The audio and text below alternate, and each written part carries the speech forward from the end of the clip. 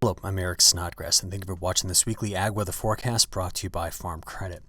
I'm going to start you off with some satellite data on Sunday, and this is really just the story of almost the entirety of the last week. We saw just a tremendous amount of moisture that came out of parts of the south into sections of the southern plains, central plains, mid-south, midwest. This whole area just almost constantly under cloud cover and under very, very heavy rainfall. And then big snows in parts of the Canadian Prairie, Montana, the Dakotas. In fact, you can see them as I move this over. There you go. That's the snow underneath some of that cloud cover. But we had a large and very protective ridge that was over the southeast, including all of Ag South's territory, and we almost got nothing out of this. Now, I'm recording this on Sunday night, and the sun is, of course, set as the time I'm recording this, but I thought it was interesting to pick up on two things.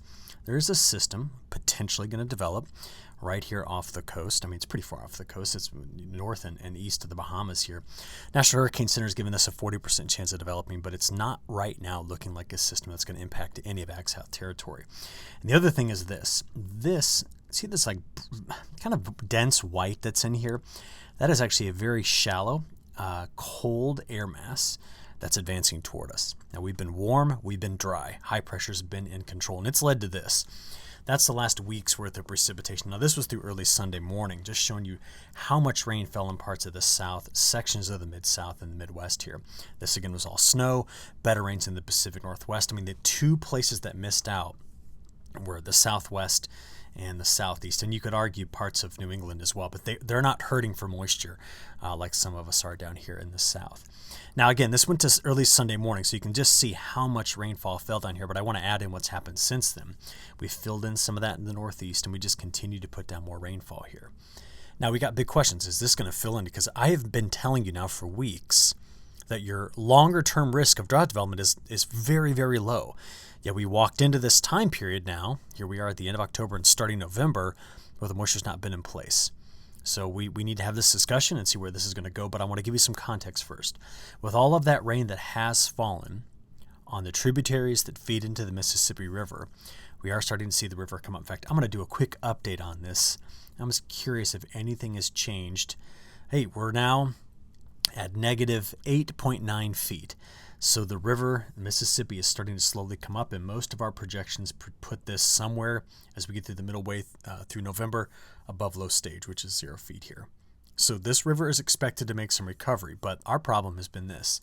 The month of October, which this is month-to-date precip through the 29th, just continues to show throughout parts of the Tennessee Valley, getting the mid-Atlantic, sections of the southeast, we've been drier than average. Now, about the only place it's not been is right in through here, and then right down here in southeastern Georgia. You can see that there are a couple of climate reporting districts that are sitting, in this area, that 50 to 75, which is representing, over the last 130 years, what we would consider to be the middle of the road. But if there's been drought that's expanding, it's down in the southwest and it's in the southeast. And our newest drought monitor looks something like this. Now, overall, the drought monitor backed off a couple of percent on total area in drought. But if you look at the change maps, let's go to maps, slide down to change maps. This is how much it's changed in the last week. So class degradation is in these colors. Improvement is in these. So you can see the improvement here. But I do want to show you that over the last month, where we've seen the most in terms of our drought development. So it's been a lot here in Tennessee, parts of Mississippi, Alabama, Georgia, and parts of the Carolinas where we've seen up to a 2 to 3 class degradation in drought. Now, we have questions as to whether or not that's going to change, but we have more, I guess I would say more pertinent questions about temperature before we talk about water. And when I say that, it's not to say that there's not a major concern about the water, but we've got some cold air coming. And so I decided to run you a little simulation. And the simulation I use is using something called high split. It's a model that we run out of NOAA. What it is doing is it's going out to 12, this would be early in the morning here on, 12 UTC on the 2nd of November. And so early morning, just as the sun is rising, I was curious where the air was going to be coming from. That's going to be right here in southern Georgia. So these black lines trace back the 10 days previous where the air spent time. So a little bit over Greenland, a little bit over the Canadian archipelago, some of it over Alaska, the Bering Sea, the Chukchi Sea, and the Arctic. That is all coming your way. And I know you're all very well aware of the very cold air that's on its way. And as of Sunday night, we did have a pretty expansive area out with freeze warnings and freeze watches. There's dense fog down here. This is all on its way toward us, and this is where we expect by the end of this week to have frost. Now, when I make this map, what I do is I take every location that's expected to have a temperature at or below 35 Fahrenheit. And I use 35 Fahrenheit because when you get to that temperature, it's quite common to have error of 2 to 3, 4 degrees.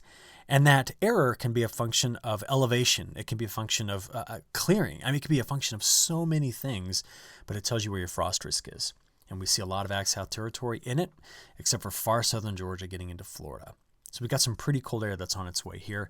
I want to show you what time it gets here. Now, Monday morning, when you're watching this, temperatures were still quite mild. And we're going to see as we go into Tuesday, the cold air advances. But much of us are going to hang on to the first 2 days of this week with some mild air in place.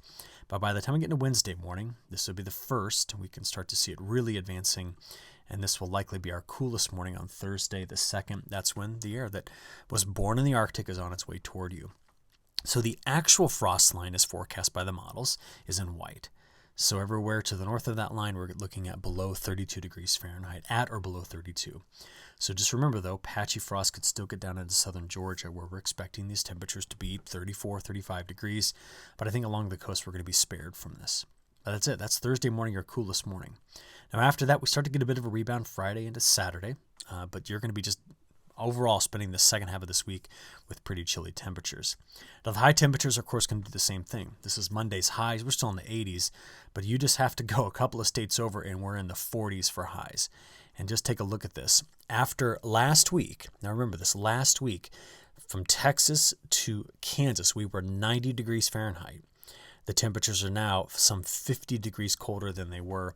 This will be Monday's highs. There's Tuesday, the cold front advances, and there's Wednesday. That's going to be a cold one for us. Our temperatures are going to drop 30 degrees. As we get into Thursday and Friday, we start in moderation, but overall, the temperature impact and its roller coaster ride of this week is really evident here. Thankfully, by Saturday, we start to bounce again. But you got some cold days coming up. I want you to be aware of that. Okay, the pattern, though. Now, this jumps way out there. Sorry, let's start with this map. I'm going to get to this concept of what I think the jet stream's up to right now and why we need to watch it so carefully. But the temperature response is pretty clear. Here's your next 5 days. This is going to slide out to day 5 through 10, and then day 10 through 15. Now, overall, what you see in this pattern is a big roller coaster, right? I know we use that phrase a lot, but that's really what it's doing. We graph this out, and the temperatures drop, and then they rise. Well, the next 5 days, mild air comes in, day 5 through 10. That's your first, 5, 6 days of November. Well, let me rephrase that. That is November 1st, 2nd, 3rd, and part of the 4th are cold, but the 5th, 6th, 7th, and 8th are more mild. And then we just see that tries to fade its way again once we get out here toward the middle of the month. And I want to explain to you what's going on in the jet stream pattern and why we need to be paying attention to this ocean versus the Atlantic. Okay, so what I want to show you here is a what's called a phase diagram map, and it's looking at the NPJ, North Pacific Jet. Now, right now, I've made in my head a pretty solid case for how the Pacific Ocean, specifically the tropical Pacific Ocean, is controlling things. Now, later this year, it'll be the Atlantic, the North Atlantic, the Arctic Ocean. All those things are still to come, the polar vortex. But right now, what you've got is a jet, that's the jet stream. The color shading tells you where it is. It's extended and it's shifted south. Now, what does that mean? Well, it's for the North Pacific. So if normally the jet stream comes to about right there, okay, that's just a general area. What it's saying right now is it's farther to the south and it's making its way farther to the west coast. Now, what do we care about this? Well, that is ultimately the upstream setup for systems that control our weather. And we are expecting a winter where El Nino may really influence this a lot. It's not doing it just yet, but it may. And I'll give you an explanation as to what I mean in a second. But this is what it looks like, top down. So here's the North Pole. Here's our jet stream now, Monday, running over to the north of us. There's a big ridge here. That's why we still hang on to a couple of days this week of warmer conditions. But as you know, going from Monday into Tuesday, look at that trough diving in. And that trough really dives in here by Wednesday, Thursday. And this is when the jet starts to take over in the Pacific. Now look, the North Atlantic jet extends over to Europe. But it's the Pacific jet that starts to push its way all the way to the west coast by Saturday into Sunday and Monday. And the reason why I'm telling you this is because this sets up zonal flow across the country. You see, when the Pacific jet breaks up before it gets to the Pacific coast, then we tend to get more high amplitude pattern rolling across the United States. Well, not this case. It comes across and the jet stream just follows it. And what that means is this high amplitude pattern here now that's giving you this Arctic air breaks down as we get out here past the 2nd, 3rd, and 4th. And we see that all the way from the 6th, the 7th, the 8th, the 9th, just keep going forward, that we tend to just get flow that resists moving into huge ridges and huge troughs. There's still some hint of it, which is why we see a cool down as we approach the middle of the month. But right now, I don't see a pattern that's just got me going crazy about you seeing a ton of rain or you seeing either sustained really cold or really warm temperatures. I think it's open. I think it's moving. Now I'm going to tell you this. If it was January and I saw this map, we would be talking about a massive East Coast cyclone. But we're not quite there just yet. We need to wait to see how this all evolves as we work our way toward that. So big picture is this. This is a 15-day forecast from the European model looking at precipitation anomalies. Now, this was happening at the beginning of the time period. That's happening Sunday into Monday and Tuesday even. So we still have the influence of the ridge. And when the cold front dives in, it doesn't have much moisture in it. We then see the nose of the Pacific Jet coming in here. But overall, our signal for a lot of AgSouth territory is actually near normal, eventually to precipitation, but we couldn't say we're actually overly wet anytime over the next 15 days. So let's go and have a look at why. This is a blend, not a blend, excuse me, this is a comparison between the GFS, that's the US flagship model, and the ECMWF, that's one out of Europe. And what we're going to watch here is them both trying to forecast the same time period for the next 10 days. So here we are picking this up 7 a.m. on Monday morning. You notice that the front falls apart as it gets to us. Okay, the precipitation on the front, let me be very clear. So early Monday morning, you can see where it is, but watch, it does not really dig into the southeast and deliver rainfall. It falls apart. The cold air is there, but the moisture's gone. So by Tuesday afternoon and evening, maybe some scattered showers in North Carolina. That's what we're looking at here. Then the Arctic air follows this. With it is high pressure through Thursday into Friday.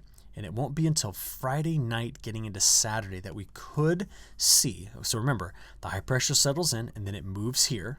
In both models, it comes in and moves there, that the flow comes back around the backside by the day on Saturday, delivering some coastal showers. It is in both models at this point. So maybe some coastal showers this weekend. But that's about it. That's not a whole lot of heavy rain. And some of the moisture that you see here is coming from that very weak little tropical system I mentioned a few moments ago. It's just remnant of it. It's not a big tropical system. But that was a whole week's worth of rainfall, and you really didn't see much added up until you get into Saturday and Sunday. Now, as we get past that, next Monday into Tuesday and Wednesday, you start to see something we got to keep an eye on. Is there something coming out of the Caribbean that may move its way toward us? Possibly. Could there be another system that comes through the Mid-South Midwest delivering rainfall early next week? Possibly. This is next Tuesday into Wednesday. Either way, the models are attempting next week to give us a better shot than not at having something come through. Whether it comes from the Caribbean or whether it comes from the Midwest, this is still all not known and not well represented. Now, I do want to tell you something, and what I'm about to show you, can I just please preface it by telling you that what we're going to look at is a bit of, it is for entertainment purposes only, okay? The GFS model will actually run out 16 days. Runs out 16 days. The European model only runs out 10 days. And sometimes when you get out there pretty far in a single model run, you start to get these really high amplitude events. These are events that very, very rarely manifest themselves, and they're almost always extreme. Okay, so I've been saying that while you're looking at this map. What am I talking about?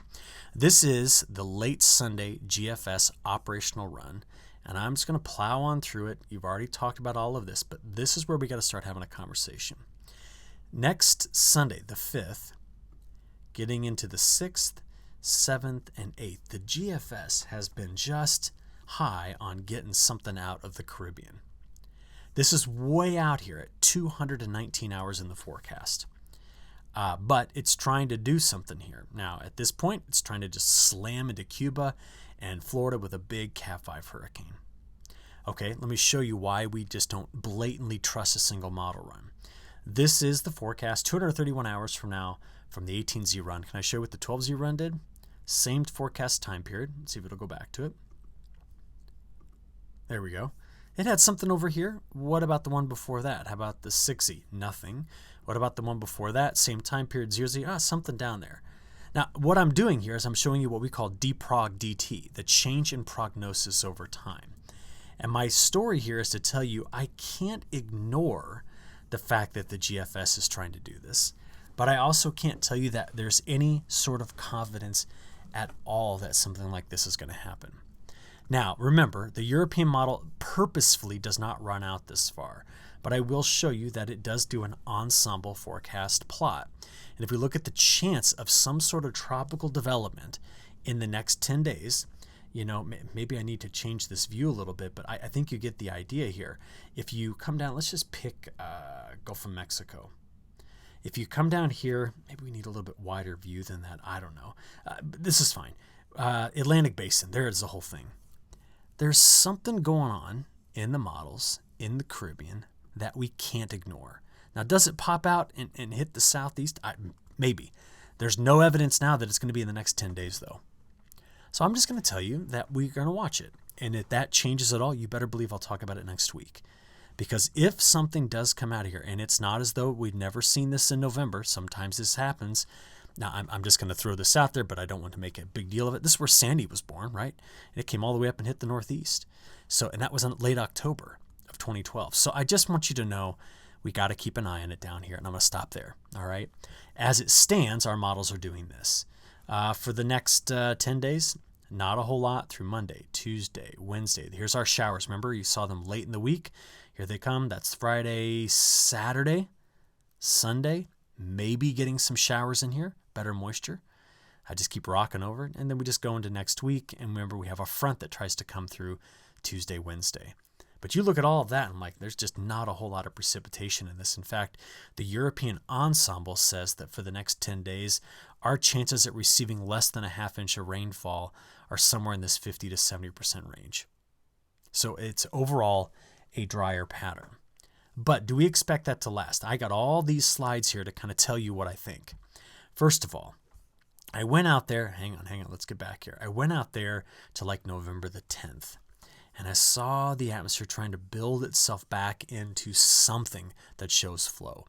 And therefore, I believe that as we move toward the middle of November and beyond, we're going to start to get some help from this. Ready? Here we go. This is November 10th. This would be the 12th, 13th, and 14th. We're almost out there. There it is. That's the 13th. This is what I'll be watching. If that piece of the subtropical jet develops, we're going to see systems rolling across the south. Now, we've been talking about this for a very long time. We've been saying that late in November, December, January, February should see an invigorated subtropical jet that will begin to deliver the moisture. And some of the longer range models, okay, take a look. This is the week 2 forecast.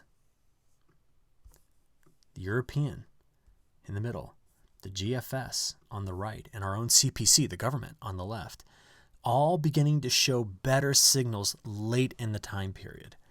Even the newest update from the CPC began to show improvement in here past mid-November. They're starting to show better moisture coming out. And the newest update from the European model says from November 7 to December 7, better chances of having above average precipitation. Now, I know what it feels like. I mean, it feels like, well, Eric, you've been talking about this for a while. I have. But every time it's always been mid-November and beyond. We're always looking out there saying the longer-term risk of drought isn't in the cards. We knew there was going to be some dry conditions last week and the week that is ahead of us. But overall, we expect to see some change that's going to be more favorable going forward. Let me explain to you why. This is the most dominant thing right now. Now, I know that I've just taken you off into nerdland where I spend all my time, but this is what I'm watching. We have seen now for weeks that the MJO has avoided phases 4 and 5. It has preferred phase 8 initially, and now it's going to prefer phase 1. What am I talking about? These colors represent where air is sinking in the atmosphere. These colors represent where air is expected to go up. And I watch that because it turns out that right now, because of where we are in the season, stuff that happens in the Atlantic, the North Atlantic, the Arctic, the polar vortex, the Siberians, all that stuff is yet to show up to control our winter. We're not there yet. So the MJO in the tropics is still the mainstay of this. Now, what does all that mean? Okay, we know from history that the MJO, when it goes into phase 1 in November, loves to dive troughs in the west, loves to build ridges along the east. But the pattern doesn't get stuck. And you say, well, how do you know it doesn't get stuck here? Well, because there's no strong signal over the Arctic of a big blocking ridge that stops everything. Phase 1 looks like that. Phase 8 looks like this. And you see more ridging on the east coast. But remember, this is not the kind of ridging that just gets in place and never ever breaks down. So I think systems start to come through. They make it into the southeast. More southerly flow comes out. And we tend to get better precipitation. That's what I'm predicting once we get past maybe the first week of November. I think it's going to turn very active. And there's better indications. The European government thinks, or it's not the European government, forgive me, the European Center for Medium Range Weather Forecasting thinks it's going to happen, and so does our own government. So we are in a holding pattern now, but I think things are going to make a break once we get into and past the first week of November. Talk about some stuff going on worldwide. I want to show you a map that looks worldwide and just tell you something here. See all this dryness here and the wetness here? That is the Indian Ocean dipole controlling everything. Now, a moment ago, I explained it by telling you, oh, there's all this subsidence over phase 4 and 5 with rising motion over phase 1 and rising motion over phase 8. It's all that. It's the same thing. It's the Indian Ocean dipole. Now, you're going, what the heck is that? Well, that's when the trade winds are really strong here, force a lot of rising motion. That's going up. That arrow means up, not north. The air comes back across the top and sinks right here. So it's dry on this side, wet on this side. MJO gets stuck, and that controls the pattern. That's outdoing El Nino. That's outdoing everything. And what it's also doing is creating very stormy conditions across Europe. It is also beginning to improve the moisture in and around Panama, which is critical. Remember, the Panama Canal is so very low. It's influencing South America in a huge way. A big way was just seen with the newest updates from planting progress, which dropped off dramatically back toward average after being about 10% above average. We're now sitting here going, wow, we're 1.6%, below the 5-year mean, because the last week and a half was extremely hot and very dry with flooding down south. And guess what the forecast is showing? While better rains are expected east, more flooding down south, and continued dryness in Mato Grosso, Goiás, northern Mato Grosso do Sul. And as a result of this, there's no incentive to rapidly plant. Even though the heat isn't there, you don't want to aggressively plant into dry conditions in South America, given the difference in the soil type versus what North America has. What about Argentina? Well, we saw some nasty storms hit Argentina over the weekend around Santa Fe. And you can see that over the next week, they're expected to have better precipitation in select areas. This is not drought busting, but this is at least a step in the right direction for South America. Now, let me finish this up by making a big global case, because I don't have any new really long-range information for you. That all comes out next week, and I'll be able to present that to you. But I do want to share with you my opinion about what is going on with El Nino. I just told you a few moments ago that El Nino, which is here, is playing second fiddle to the Indian Ocean circulation called the Indian Ocean dipole. But the Indian Ocean dipole and El Nino have different timing. The Indian Ocean dipole typically peaks in fall and dies through winter. El Nino typically peaks in winter and dies in spring. So take a look. The Indian Ocean dipole just came off of its peak and is now starting to come back down. It'll continue to influence the pattern for another 45 to 60 days. We'll be talking about through Christmas. But by that point, it's going to be weakened. Now, the last time it did this was in 2019. But listen, I'm just going to write it so that you don't forget. Do not use 2019 as your analog for November, December. The only thing that's similar is the Indian Ocean dipole. Other things around the world are not. And I wouldn't have given you the forecast I just gave you if the Indian Ocean dipole wasn't teamed up with El Nino and the warmth of the North Atlantic and the behavior of the ocean patterns in the Pacific and what the atmosphere means in terms of that. So with that being said, I would like to show you that the newest forecast for El Nino and its strength came out from the Australians first. We'll get the new stuff from the United States and all the other groups this upcoming beginning of November. But here it is. They are still projecting a very strong El Nino. And we don't know why. Because this would be 2.8 degrees C above average. And where do we currently stand? Well, NOAA's got it pegged right now at 1.6. This is the Bureau of Meteorology. That's, look, Australia, Canada, Europe, the Japanese, the French, the United States, and the British. That's all their different forecasts. Notice by December into January, who's going after the most aggressive El Nino? The Australians and the French. NOAA's way down here, barely at 2 degrees C above average. And these are the guys I'm going with. Whoops, I circled the UK Met Office. Doesn't matter. NOAA's right there with it. These are the guys I'm going with. The British and the US. In fact, I'll even lump the Japanese and the Canadians in there as well. I like those forecasts. I do not think that this El Nino is going to be this Super Nino controlling everything all winter. Will we get El Nino flavor? You bet. That's going to happen. And that's what the good news is. That is the reason why I'm not worried about major drought developing all winter long for the South. But I want to make a point here that the last to get rid of El Nino are the Australians. We expect by January a peak. February, March starts to fade, which means next year is going to have an entirely new regime in control of this pattern. We may be talking about INSO-neutral conditions next year, after 4 years of either talking about La Nina or El Nino. So I want to preface all my long-range forecasts that are coming up with that one thing. But I got to leave you there tonight. I'll talk to you again very soon. We'll watch this all week, and we'll get you a new forecast out next Monday. Have a good one. Thanks.